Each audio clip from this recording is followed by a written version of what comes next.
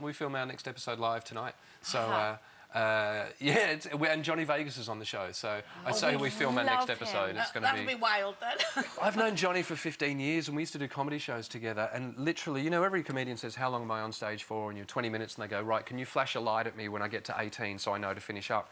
And Johnny would, how long am I on for? And you go, 20 minutes, and you go, if I'm still on at 30, come and wrestle me off. And he means it as So you well. would. There are photos online of Johnny Vegas and I half naked as I'm trying to wrestle him off the stage, and he's ripped my shirt off.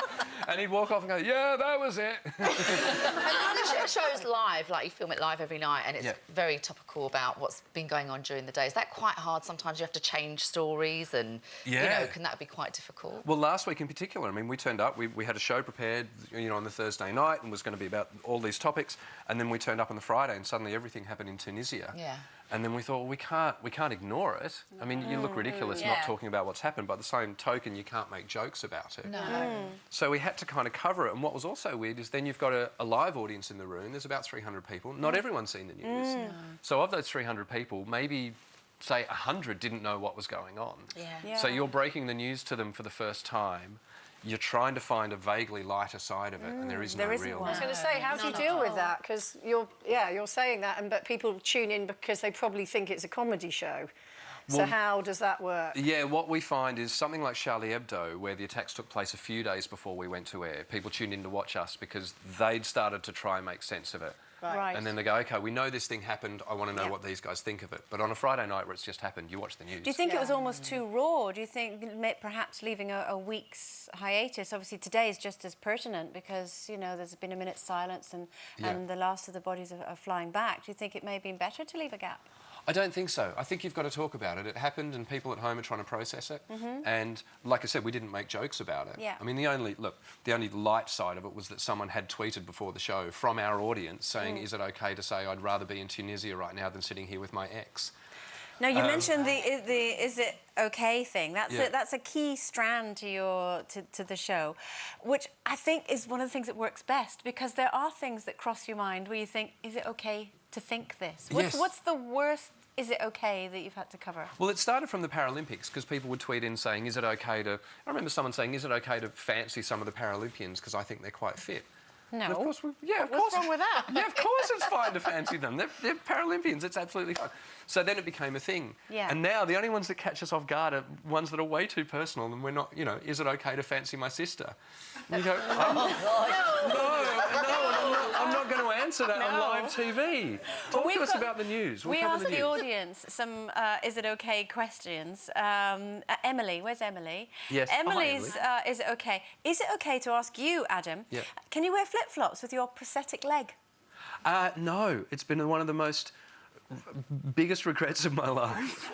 Honestly, when I was about 14 or 15, I sat down with, you know, various doctors and they said, you know, how are you coping? You're in your teenage years, you've got a prosthetic leg. Is there anything you'd like to do that the other kids can do that you can't?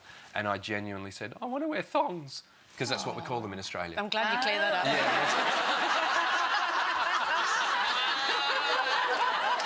Just as well you said it.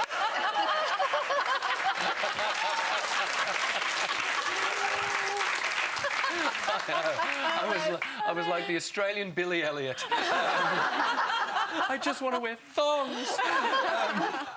No, so I said I want to, you know, and so what they did was they made a prosthetic which had a gap between the two toes, so that I could wear thongs. But the problem is when you wear flip-flops, you grip as you walk. I didn't know that. So I took a step. Then the first step I took, the flip-flop just flew across the room.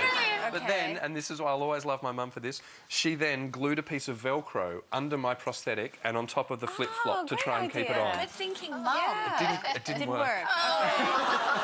Listen, you've got the Edinburgh Fringe coming, haven't you? So tell us about this. Yeah, I'm doing a show called Clown Heart. So it's a stand-up show, and it's kind of based on the idea, a conversation that I had with my daughter in the bath. Which is OK, because she's 5, like you're allowed to. That's right, isn't it? Yeah, good, thank you. It's OK. I mean, 19, that'd be weird, but we don't have a 19-year-old. She's the nanny. It's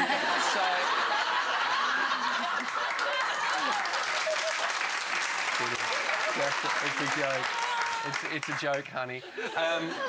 So I was in the bathroom with my daughter, and my father had recently passed away, and we had that conversation that you have, and I think she was actually, to be honest, 3.5 at the time, and she asked, you know, where he'd gone, and I said, well, he went up to the sky because he was sick, but he still looks after us and looks at us from the sky, and she went, oh, Mummy said he died. I went, oh, OK. Okay. And then we had this conversation. She said, am I going to die, Daddy?